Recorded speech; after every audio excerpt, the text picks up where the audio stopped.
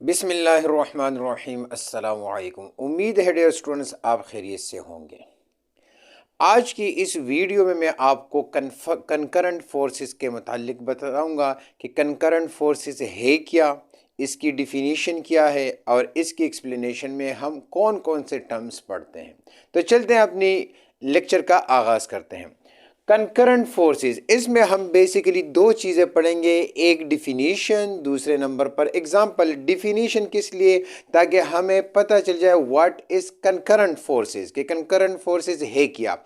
उसी डिफिनीशन को मज़ीद एक्सप्लेन करने के लिए, उसको क्या कर रहे हैं, एलिब्रेट करने के लिए, उसको समझने के लिए हमें किसकी ज़रूरत पड़ेगी?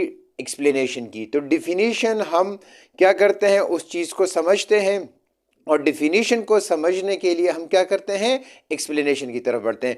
तो डिफिनीशन में हम दो चीज़ें, कंकरेंट फोर्सेस में दो चीज़ें हम देखेंगे। Two or more than two forces, के फोर्सेस हमारे पास कितने होंगे? Two or more than. तो इट मींस कि ये फोर्स हमारे पास कौन सी क्वांटिटी है? Vector quantity. तो कंकरेंट जो है, ये लफ्ज जो है बेसिकली आएगा किसके लिए? वेक्टर क्वांटिटी के लिए आएगा।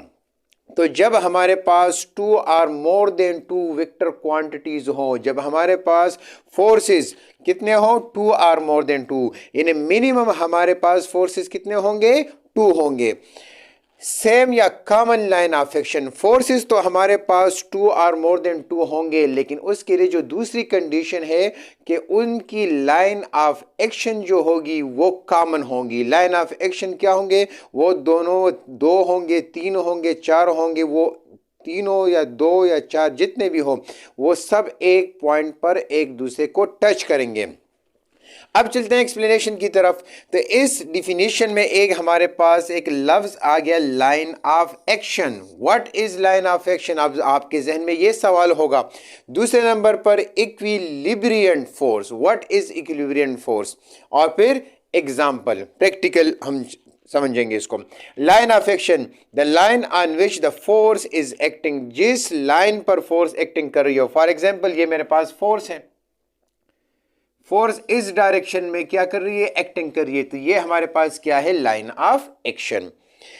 इक्विलिब्रियंट फोर्स, कि हमारे पास, आपने तो समझ लिया कि कंकरेंट फोर्सेस में हमारे पास कम से कम मिनिमम कितने फोर्सेस होंगे? टू फोर्सेस होंगे। तो two or more than two forces can be balanced by a single force. जब दो या दो से ज्यादा फोर्सेस होंगे तो उसको हम क्या करेंगे? ऐड करेंगे। किस रूल के through? According to head to tail rule. तो उसका एक रिजल्टेंट आएगा।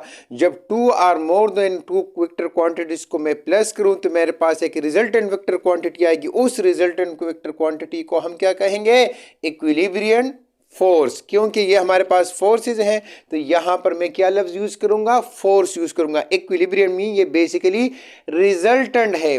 रिजल्टेंट किस चीज का है? Resultant of the force which having common point of action. Equilibrium force में हमारे पास क्या होते हैं? Two or more than two forces होते हैं, उसका एक रिजल्टेंट होगा, वो उस रिजल्टेंट को हम क्या कहते हैं? Equilibrium force. एग्जांपल क्या है कि ये हमारे पास देखिए कार्टेशियन कोऑर्डिनेट सिस्टम है।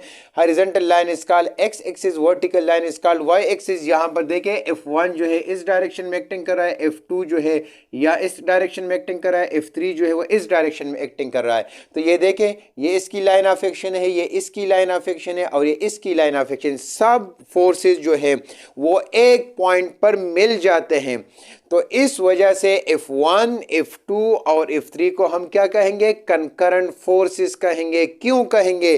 क्योंकि इनकी हमारे पास क्या है? लाइन ऑफ एक्शन एक पॉइंट पर टच हो रहे हैं, एक पॉइंट पर एक दूसरे को इंटरसेक्ट कर रहे हैं।